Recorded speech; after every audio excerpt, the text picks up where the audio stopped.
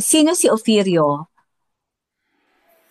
Wala kayong interject? Okay. Si, si Ofirio ay ang katuparan ng mga propesiya na nakasaad sa mga sumusunod na talata sa Torah. Ito, ang unang, si Ofirio ay ang nag, ang Ang ibong nag, ang, mandaragit.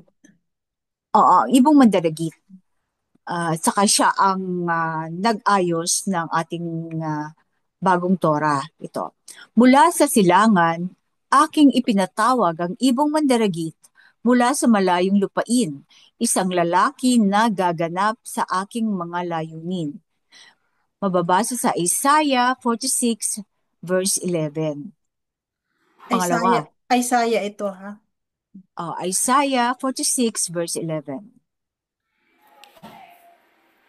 So yung malayong lupain, saan kaya ito sis? Ang mensahero ng tipan na inyong hinihintay ay ihahanda ang aking daraanan. Sa Malakay 3 verse 1. Hindi ito si King Yahushai, ang mensahero ng tipan. Hindi oh. Kasi Ang, ang nagsasalita ang dito, nagsugo sa kanya ay si King Yahawashai. opo. So, after na to ni, hindi ito si John. Okay. Mm. Ngunit sinabi ko sa inyo ang katotohanan. Ito ay nararapat para sa inyo na ako ay aalis. Sapagkat kung hindi ako aalis, ang mensahero ay hindi darating sa inyo. Ngunit kung ako ay aalis, akin siyang susuguin sa inyo. Yan Unang ang. aklat ni John 16 verse 7. Ang nagsalita nito ay si King Yahawashai na kung hindi siya aalis, hindi niya ah, maipapadala ang mensahero. So ito Hmm. yung sinabi niya nung nagtatanong ang kanyang mga disipulo na tungkol sa mga sinasabi niya na siya ay mamamatay. So, yun ang paliwanag niya na kailangan niyang umalis Mm-mm. para So, susuguin niya ang mensahero. so malino na hindi nga si John, yung Oo, mensahero, hindi bababa. si John ang mensahero. Uh, kasi napatay na si Antonia. Okay. Hmm. Isa pa, at nakita ko ang isang makalangit na nilalang na dumarating mula sa silangan. Taglay niya ang tatak ng buhay na alayam. Isinisigaw niya sa apat na makalangit na nilalang na binigyan ng kapangyarihan upang sirain ang mga lupain at karagatan. Huwag ninyong sirain ang mga lupain at karagatan o ang mga puno hanggat hindi pa natatatakan sa noo ang mga hinirang na lingkod ng alayang. Ito ay matatagpuan sa Revelation 7 verses 2 to 3. Revelasyon ito. Uh-uh. At narinig ko ang isa pang tinig mula sa langit na nagsasabi, lumabas kayo sa kanya, aking bayan, upang hindi kayo madamay sa kanyang kasalanan, at upang hindi ninyo danasin ang kanyang kaparusahan. Revelation 18 verse 4. So ito yung dalawang talata na mahalaga na nababasa natin sa Revelasyon, ngunit hindi natin masyado itong naunawaan noon. Ngayon, naunawaan na natin nung dumating ang mensahero na ito ang role ng mensahero na darating. Siya pala itong tinatawag na makalangit na nilalang na dumarating mula sa silangan. So, nakita natin na ang mensahero ay nagmula sa silangan. Ang silangan ay dito sa Ophir. Kaya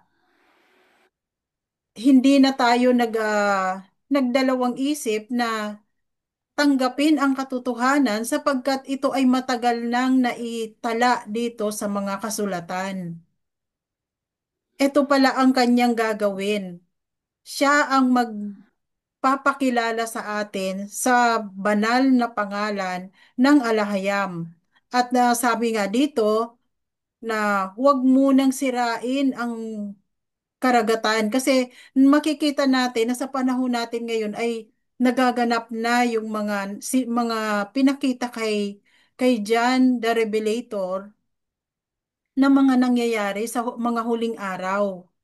Napakarami ng mga salot ang dumarating. Dahil nga doon sa sinabi doon sa Revelasyon na yung apat na ay pitong anghel na pag hinipan niya ang kanyang trumpeta ay mayroong mga nagaganap. So ito yung ah, seven trumpets ba yun? Ng Opo. angel? O yun. Pitong shofar Oo, actually. pitong shofar. Pakapak, Na pakapak. sa Oo. bawat na pag-ihip nila ng shofar, mayroong mga kaganapan. So pagdating dito sa ikaapat na shofar ata ito, na sinabi, huwag ninyong sirain ang mga lupain o karagatan hanggat hindi pa naitatatak sa noo ng mga hinirang na lingkod ang pangalan ng alahayam. So ano nga ba ang maitatatak diyan kung hindi niya ipinakilala sa atin ang totoong pangalan? Na noong tayo ay ah, nung tinanggap natin ang katotohanan na ito at tayo ay tumanggap ng ay sumailalim sa bautismo sa tubig, doon natin tinanggap o naitatak sa ating mga noo ang pangalan ng alahayam na itinatak ang pangalan na Yahawa at Yahawa siya sa ating mga noo. At sinasabi dito sa Revelation 18:4, ito yung kanyang tinig. Kung si John ang narinig natin na sinasabi niya na siya ang ah, tinig na nananawagan na magpabautismo kayo sapagkat darating na ang tagapagligtas. Nung dumating naman ang mensahero, ito naman ang kanyang isinisigaw, ang tinig na ito, na ang sabi, lumabas ka sa kanya, aking bayan. Sino yung tinutukoy dito na sa kanya? Ito yung mga relihiyon na itinuro sa ating kinagisna natin ng mahabang panahon na tayo ay nalinlang ng mga relihiyon. Kaya sinasabi dito, lumabas ka sa kanya. So, ang relihiyon ang tinutukoy na sa kanya upang hindi ka madamay sa kanyang kasalanan at upang hindi mo danasin ang kanyang kaparusahan sapagkat nalalapit na nga ang kaparusahan doon sa mga nalinlang na kahit ngayon ay narinig na nila ang katotohanan, subalit hindi pa rin nila matanggap at na inayawan nila ang katotohanan na ito sapagkat talagang doon na sila, nabulag na sila sa mga katuruan ng relihiyon, ng mga doktrina ng relihiyon. Kaya hindi nila matanggap ang katotohanan. So sinasabi dito na kapag hindi mo tinanggap, hindi ka natatakan sa totoong pangalan ng alahayam, ay hindi ka makakaligtas sa kaparusahan na binanggit dito sa Revelation 18:4. So, yun po ang mahalaga na ating tandaan, na napakahalaga na tayo ay sa ilalim ng covenant o sa bautismo ng covenant. Okay, tuloy po natin. So ganun talaga kahalaga ang tunay na pangalan. Yada. Kasi kung wala yung kung maling pangalan pa lang tinatawag mo, hindi siya lilingon sa'yo. Oo. Ang pagpasok sa covenant niya, dapat sa pangalan niya. Kasi kung ibang pangalan gagamitin mo, doon ka sa covenant nung pangalan iyon. Okay. Yada.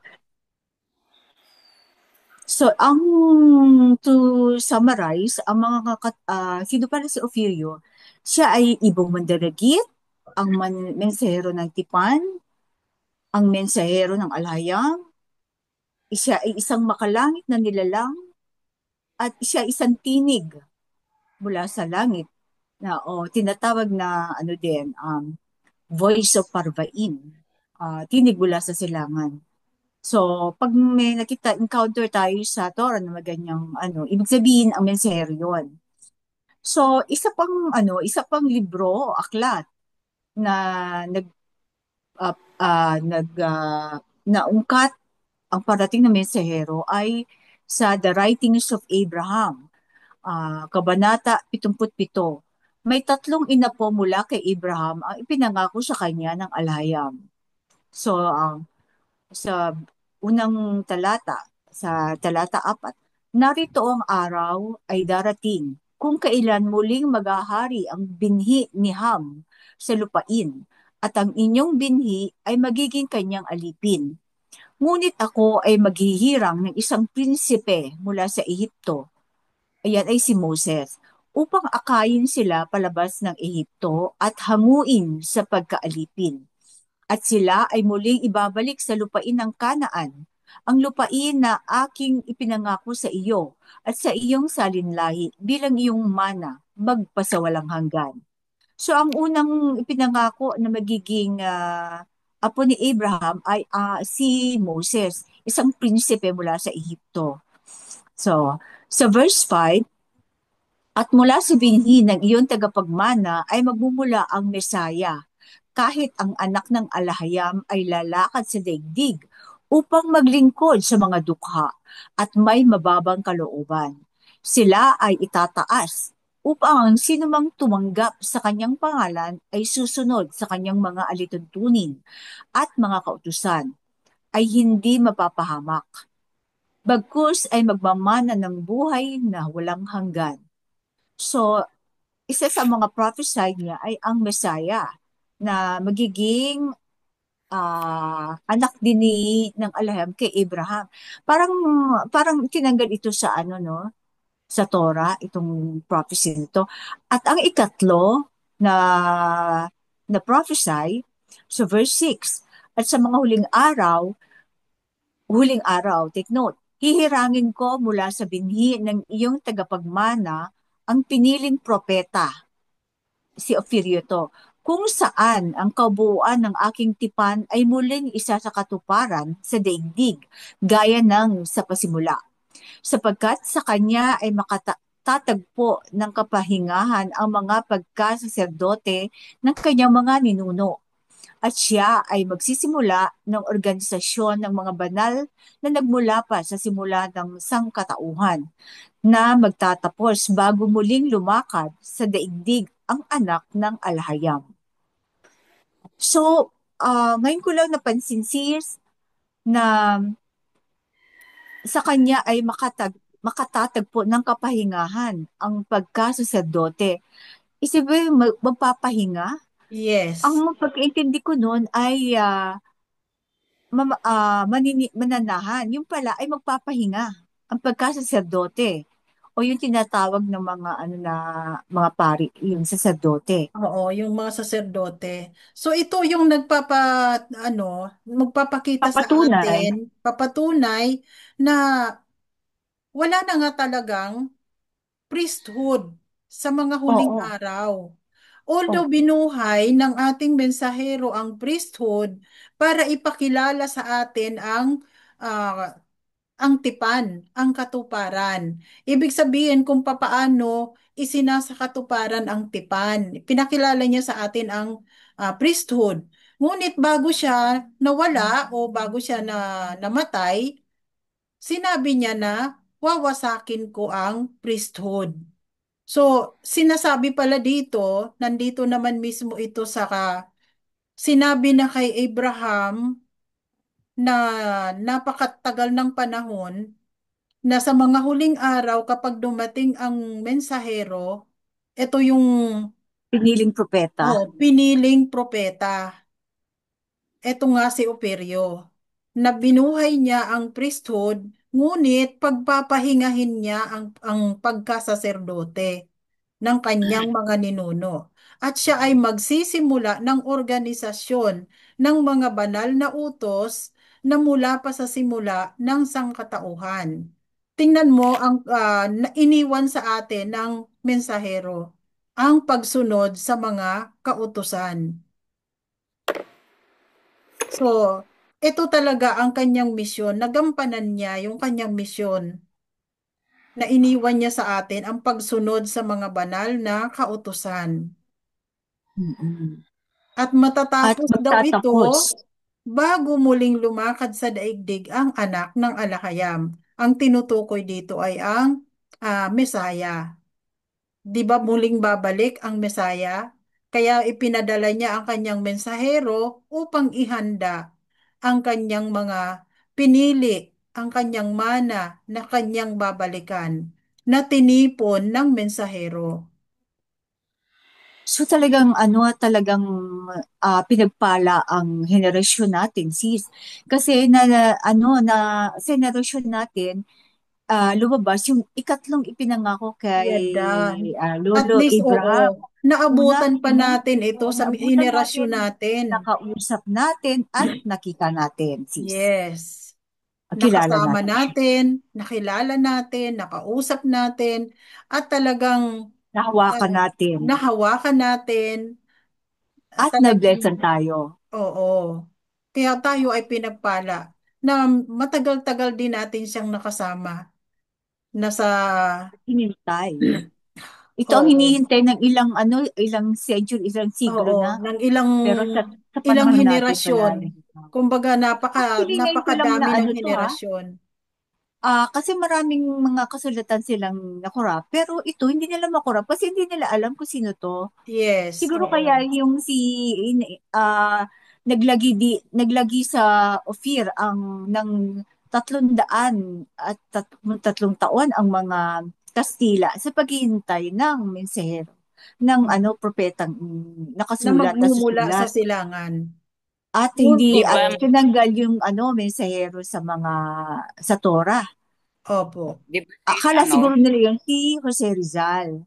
Mhm. Kasi si Gat Jose Rizal, nung mapatay siya ng 1890, correct me if 1898. I'm wrong, 1896, 1898, sis. 1898 siya pinatay. After Oo, 2 years, ibinenta na ng Kastila sa Amerikano ang Ophir oo. na Kasi akala tinawag nilang nila, Pilipinas. ang, Tapos na, oo, napatay na akala nila nila ang tapos na, napatay na nila itong, ano, propeta, oo, piniling itong propeta. propeta, itong mensahero na pinili, ano to, na binabanggit dito. kaya di Hmm. ba sis noon, ano ba yun? Nakalimutan ko tuloy. Di ba sabi nung nagkwento na nagpatotoo ng lolo niya na nasa ibang bansa, sabi niya na may darating, pero hindi niya na naabutan kasi namatay na siya. Nakita niya yung nung umuwi na nakipag ano yata dito noon, nagbakasyon nung nabalitaan niya na yung tungkol kay mensahero. 'Di ba umuwi kasi nagmember talaga kasi sinabi ng lolo daw niya na may darating na tapos nagpakita pa sa panaginip niya, pinakita sa kanya. Kaya lang sabi niya, hindi ko na yun siguro maaabutan, Apo, sabi niya. Oh, a year before yata, namatay yung lolo niya, yun ang paglabas ni Mensahero. Kaya nung nabalitaan yung apo niya pa noon, na bata pa yun, no? Parang binatilyo pa yata noon. Tapos nung nakarating sa kanya yung video ni Mensahero, parang nag-ano na kaagad sa kanya na yun na yung sinabi ng lolo niya na darating. Kaya minsan na nagbakasyon, pumunta sa Kasili, napaiyak siya nung nakita niya. Hindi pa lang niya nasulyapan na kasi nasa harapan daw para tingnan kung sino yun. Papunta sa harapan si mahal na Mensahero noon. Hindi pa niya nakikita kasi nakayuko nga tayo, nakaano nga tayo sa harapan. Tapos nung pumunta na sa harapan si Mensahero, napaiyak siya at kinalabutan. Yun daw ang mukha ng pinakita ng lolo niya sa panaginip niya. Kaya napaiyak nun, nagpatotoo pa yata siya nun eh. Siya daw yung mukha na Talaga. pinakita ng lolo niya. Hindi nyo ba na ano yun, na-encounter yun, nung nagkwento na yun? Siguro may Oo, marami tayong narinig ko. ginagawa nun. Siya ba yung Narinig ko yung yun. nag-testify sis doon sa sa Oo, Kasili? yun, katabi kita noon eh, na Oo. umiyak siya nung, Nag-testify sa Kasili. mm Wag babanggitin ang Okay. dahil hindi niya sa kilala. Laguna. Nung naglalakad siya, yung kalahati lang yung sa tagiliran niya lang, yun napansin siya. Pero nung humarap na siya sa yun na daw siya kinilabutan at napaiyak niya. Yun talaga daw ang mukha ng pinakita ng lolo niya sa panaginip niya. Nagpatuo siya noon eh. Mm. At saka, May darating sabi niya, kaya lang apo, hindi ko na yata maabutan, sabi daw niya. sayang, no? Pero, Kalakas ka lolo. tingin ko alam ng alahayam kung sino ang mga taong nag-aabang aabang sa kanya Oo, at yung mga ninuno pero natin. may darating na talagang sabi daw niya. Hindi ko alam paano pag-explain niya nun.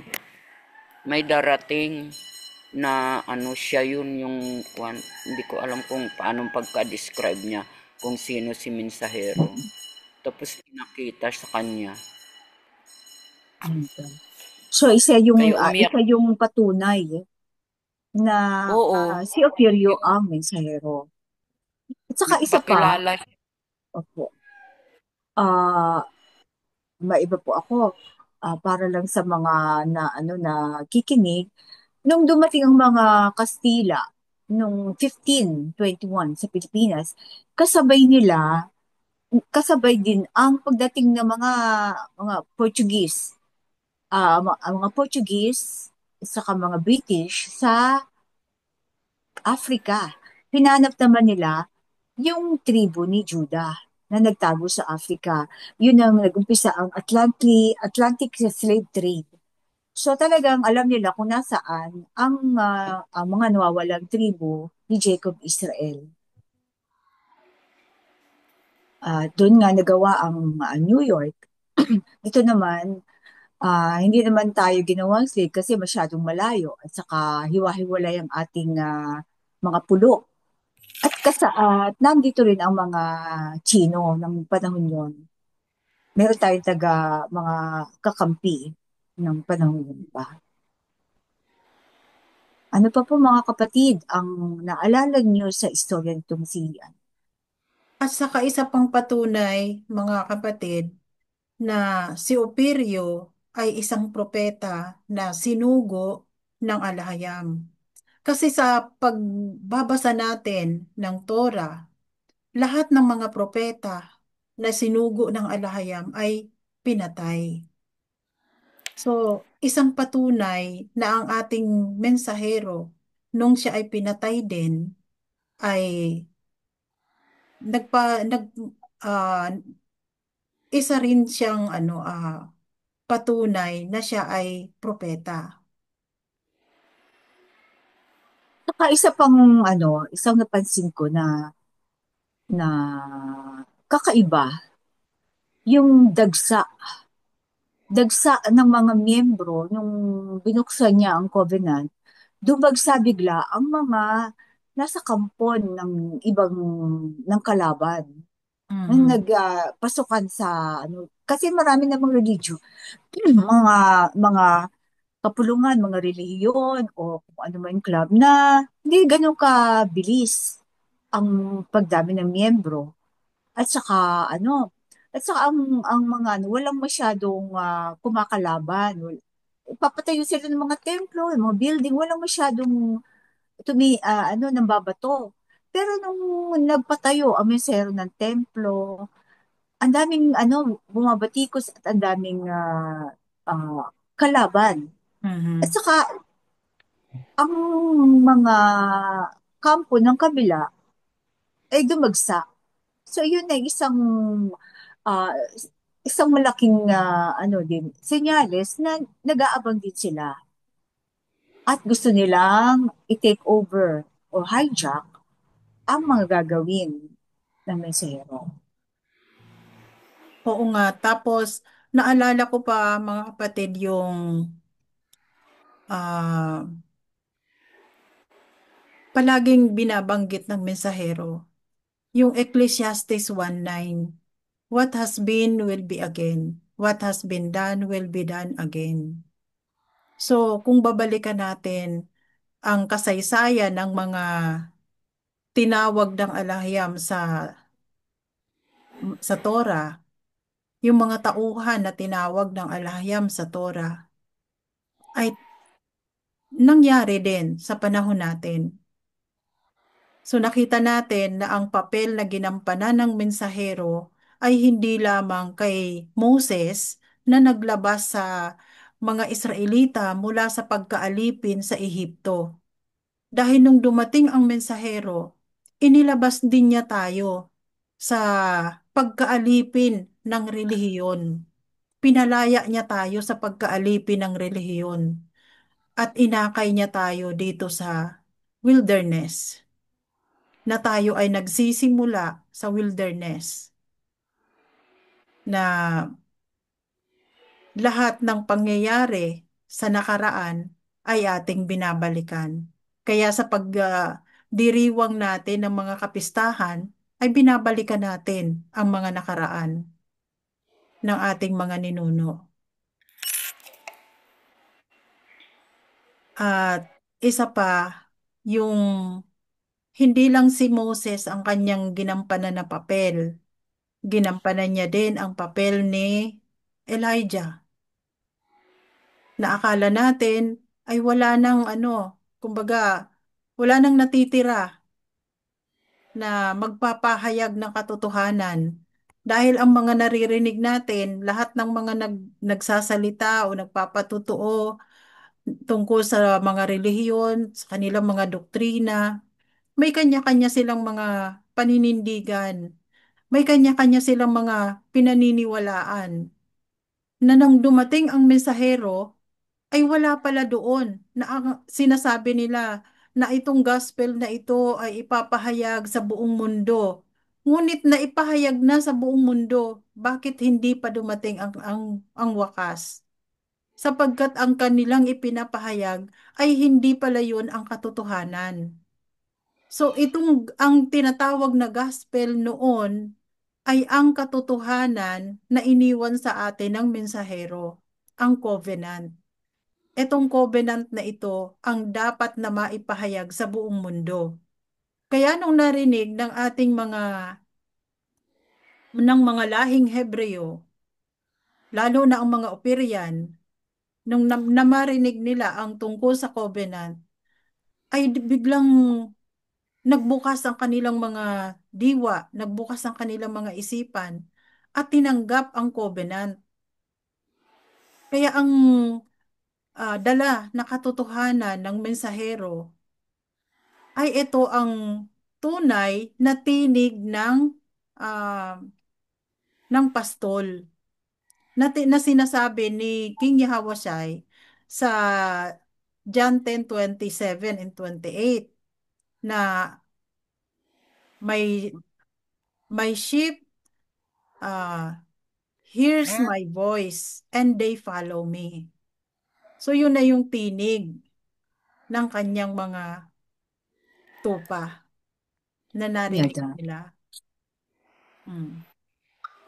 At hindi lang ang ginampanan ng mensahero sa nakaraan ay yung ginampanan niya rin ang role ng Mesaya. Kasi ang mensahero ay ang Mesaya. Ngunit ito ay kumbaga ang diwa ng Mesaya ay sumama dito sa ating mensahero upang ipakilala ang layunin ng Ama, layunin ng ating may likha. Na kung ano ang misyon noon ng Mesaya, ay ganun din ang misyon ngayon ng mensahero, yung tipunin ang mga nawawalang tupa ng Israel. na noon nung dumating ang Mesaya, ay hindi niya ito sa katuparan, natipunin lahat sapagkat siya nga ay pinatay. Nung dumating naman ang mensahero, maraming nagising, ngunit hindi pa tapos ang kanyang misyon sapagkat siya din ay pinatay. So anong nangyari? Anong mga kasunod na pangyayari nung namatay ang Mesaya? Di ba nagkaroon ng pagkakawatak-watak? Nagkaroon ng ibang mga katuruan at doon na nga lumabas si Pablo na ipinakilala sa atin ang ibang pangalan. Ngunit ang kwento ng Mesaya ang kanyang dinadala. Kaya doon nailigaw niya ang lahat ng mga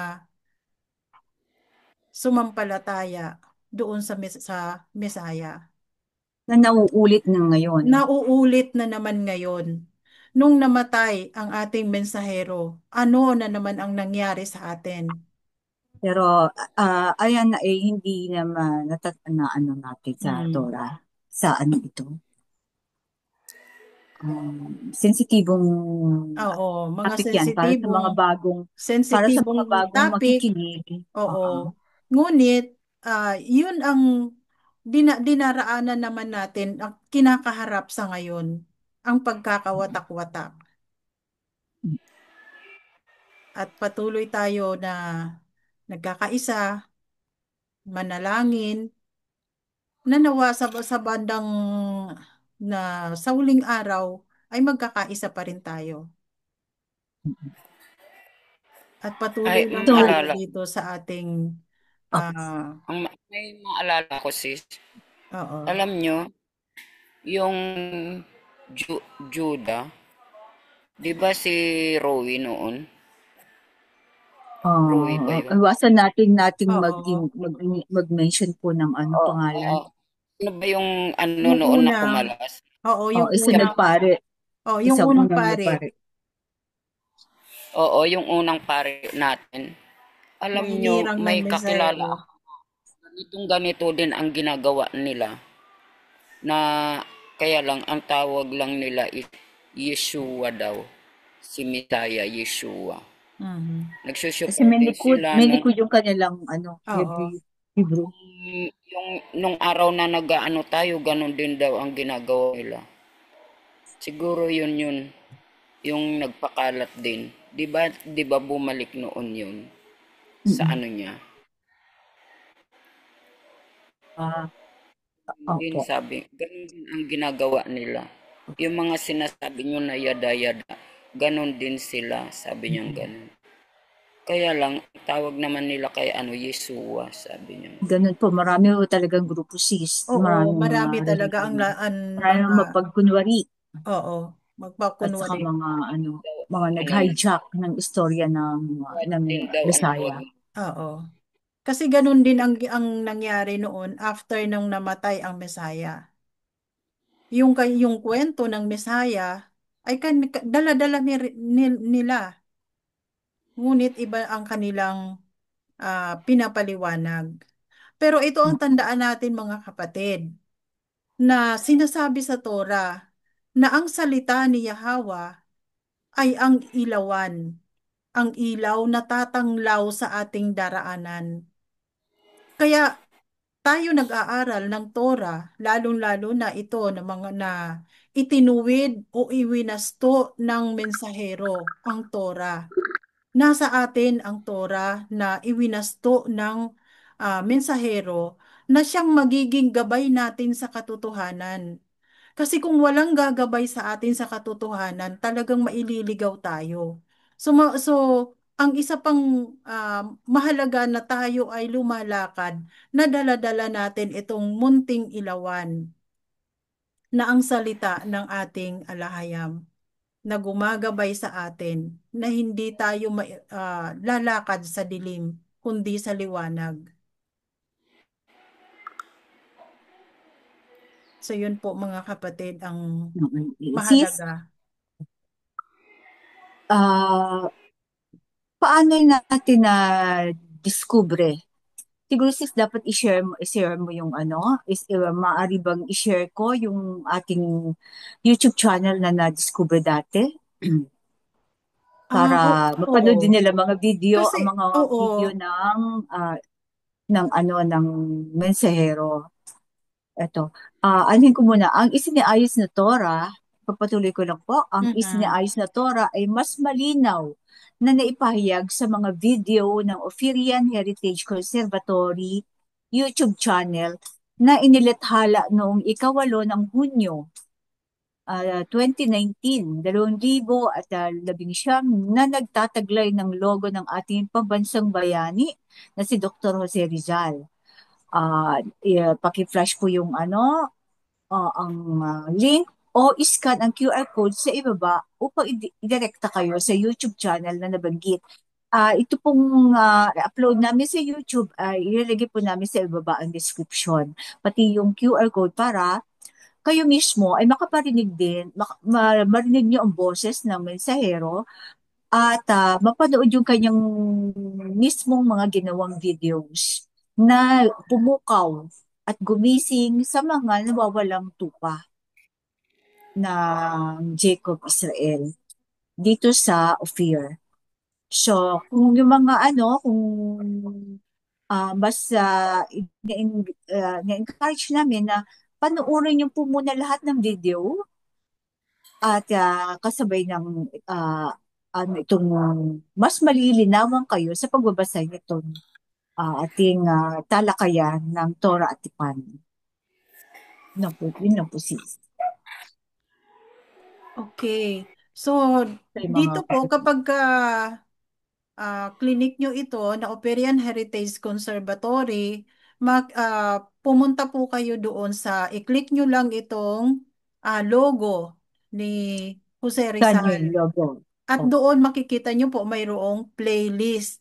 Sa playlist na yon, unahin nyo po munang panoorin ang The Guide para ituro kayo sa pagkakasunod-sunod ng mga videos na dapat panoorin. Sapagkat yun po ang katotohanan, yung sinasabi na, and this gospel will be preached to all the nations. Ito po ang, and this teaching will be preached to all the nations and the end will come. Yun po. So mahalaga na dapat lahat tayo ay makapanood ng katotohanan na ito na itinuro ng mensahero. Sapagkat ito ay sa ayaw at gusto natin ay magaganap sa huling araw. At tayo po ay nasa huling araw na. Kaya ang mga kaganapan, bantayan natin ang mga kaganapan sa geopolitics sapagkat doon po tayo ituturo kung ano ang mga magaganap sa huling araw.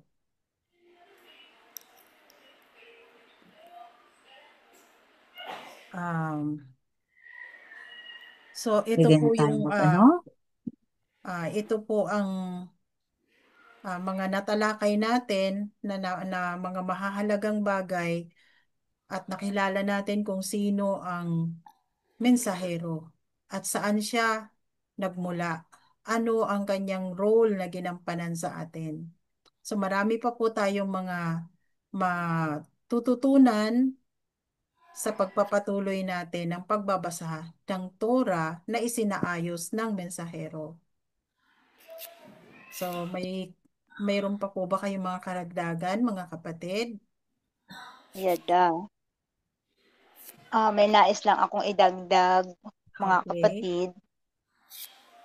Dito sa link na sinishare natin, kung halimbawa meron silang mga questions or meron man silang mga decision na gagawin, pwede silang dito rin mag-connect sa Munting Ilawan Comment.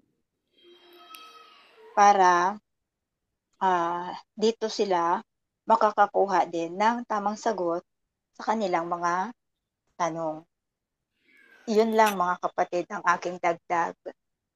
Okay, maraming Salamat. salamat sa pagpapaalala na yan, kapatid. At dito na po natin tatapusin ang ating pong discussion kung wala na po kayong idadagdag. Okay na po ba, mga kapatid? Niyada. Maraming Yada, salamat. worldwide. Yada.